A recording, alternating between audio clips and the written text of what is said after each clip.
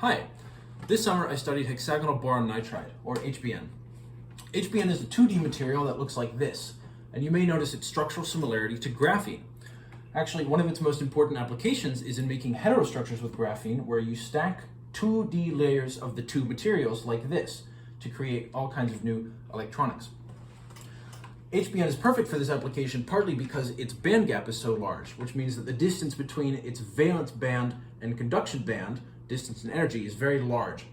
But what if instead of pure hBN, I took this boron atom and replaced it with maybe a carbon atom, and I took this nitrogen atom and replaced it with just an electron? Well, now I've created a defect, and electrons and defects like these may have spin states that we can control using electromagnetic fields, which is important for lots of exciting and emerging technologies. But towards those technologies, how do we learn more about these defects and study them? Well, in addition to the defect itself, we've also created an energy level, a new energy level in this band diagram, and by selectively driving transitions of this energy and measuring a corresponding change in the material's conductivity, which is kind of like the tendency of the material to contain electrons in its conduction band, we can observe the existence of this energy level and thus the defect. Now, we can selectively drive transitions of specific energies by illuminating the sample with light of specific wavelengths.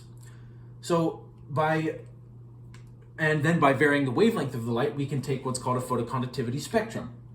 Now, here's a photoconductivity spectrum of some dummy material, and we can see that if by illuminating the sample with light corresponding to the band gap energy, we can increase the conductivity of the material by a lot because we're driving transitions from the valence band directly up into the conduction band.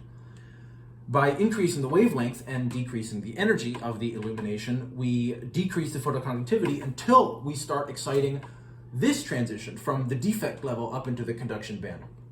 So using this kind of spectrum, we can observe different types of defects and also different types of transitions, including phonon transitions. And by observing the persistence of the photoconductivity after we remove the illumination, we can observe how the electrons relax from the conduction band back down into the defects. And from that we can infer things like the concentration of different defects.